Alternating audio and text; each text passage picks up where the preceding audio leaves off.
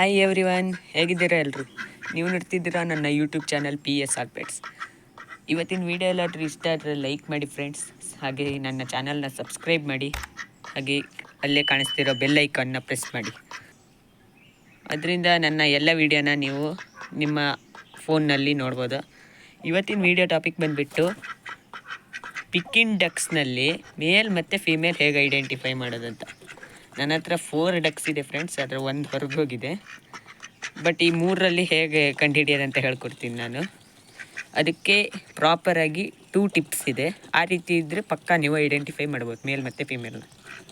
ಆ 2 ಟಿಪ್ಸ್ ಏನಂತ ಅಂದರೆ ಈಗ ಹೇಳ್ತೀನಿ ನೋಡಿ ಫ್ರೆಂಡ್ಸ್.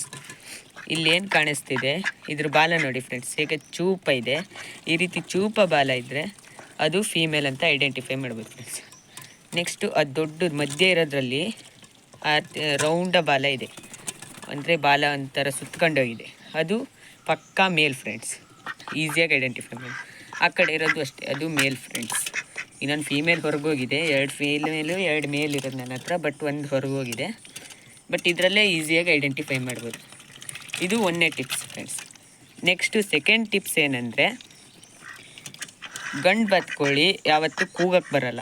ಅದ್ರ ಸೌಂಡ್ ನೋಡ್ಬೋದು ನೀವು ನೋಡಿ, ಈ ರೀತಿ ಕೂಗುತ್ತೆ. ಅದೇ ಹೆಣ್ಣು ಬಾತ್ಕೋಳಿ ನೋಡಿ ಫ್ರೆಂಡ್ಸ್ ಹೇಗೆ ಕೂಗುತ್ತಂತ ನೋಡಿ ಫ್ರೆಂಡ್ಸ್, ಹೇಗೆ ಕೂಗ್ತಿದೆ.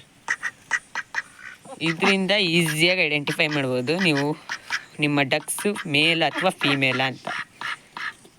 ಈಗ ಇವನ್ನ ಹೊರಗೆ ಬಿಡ್ತೀನಿ ನಾನು. ಇದು ಫೀಮೇಲು.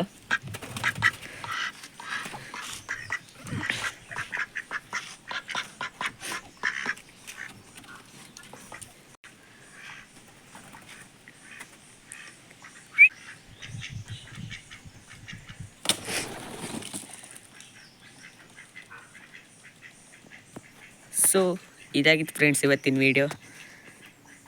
ಇದರಿಂದ ನೀವು ಮೇಲ್ ಮತ್ತು ಫೀಮೇಲ್ ಹೇಗೆ ಐಡೆಂಟಿಫೈ ಮಾಡೋದಂತ ಕಲ್ತಿದ್ದೀರಾ ಅಂದ್ಕೊಳ್ತೀನಿ. ನಿಮ್ಗೇನಾದರೂ ವಿಡಿಯೋ ಇಷ್ಟ ಆದರೆ ಲೈಕ್ ಮಾಡಿ, ಶೇರ್ ಮಾಡಿ ಮತ್ತು ಕಮೆಂಟ್ ಮಾಡಿ. ನನ್ನ ಚಾನಲ್ನ ಕೂಡ ಸಬ್ಸ್ಕ್ರೈಬ್ ಮಾಡಿ ಫ್ರೆಂಡ್ಸ್. Thanks for watching.